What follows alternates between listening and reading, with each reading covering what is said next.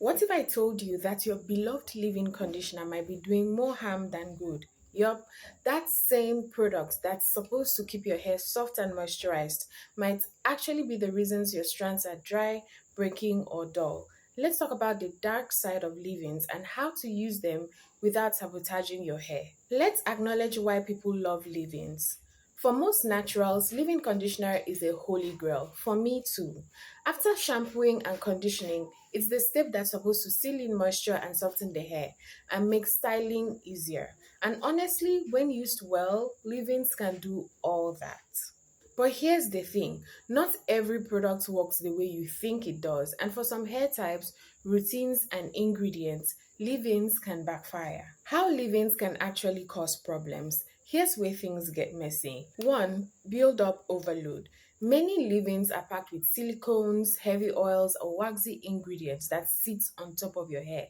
If you're not cleansing often, this buildup blocks moisture from entering, leaving your hair dry even though you moisturize every day. 2. Moisture imbalance. Constantly layering leave-in on already coated hair can lead to high-brow fatigue. When the cuticle gets overswollen from too much moisture, the result, limp, mushy, weak strands that break easily.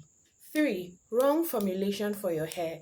Not all leave-ins are created equal. A super rich, creamy formula might be perfect for low porosity, coarse hair, but it can weigh down fine strands or leave residue if not absorbed properly. The next point is neglecting the basics. Some naturals rely on leave-ins to fix dryness without addressing the real issue, lack of proper cleansing, deep conditioning, or sealing. Leave-ins aren't miracle workers, they can't override a weak foundation. Let's address some common mistakes people make with leave-in conditioners. Let's keep it real. We've all been there. Applying a thick leave-in every single day without rinsing or refreshing, skipping wash day for weeks while piling more product on, mixing three different leave-ins plus oils plus gels and wondering why your hair feels sticky or stiff.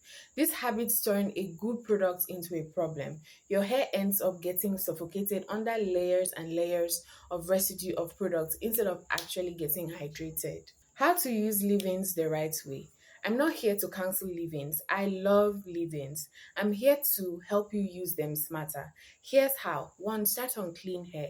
Leave-in conditioners work best when applied to freshly washed or clarified hair. No build-up equals better absorption. 2. Use the right amount. A little goes a long way. Over-applying doesn't mean more moisture. 3. Match products to your hair needs. Lightweight sprays for fine or low density hair and creamy leave-in conditioners for coarse or high porosity hair. 4. Don't skip sealing. A good oil or cream after your leave-in helps lock in the moisture, especially for type 4 textures. 5. Refresh smartly. Instead of piling more and more leave-in conditioner daily, try misting with water or a light refresher spray between wash days. So, do leave-in conditioners do more harm than good? Not inherently, but the wrong products plus poor habits equals dry, weighed down hair pretending to be moisturized. Leave-ins are tools, and like any tool, if you misuse them, you'll get the opposite results.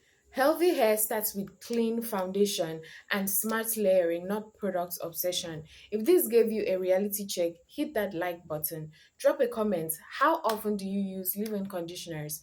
Daily, weekly, or only on wash days? Subscribe for more myth busting, truth telling, natural hair content every week. Bye.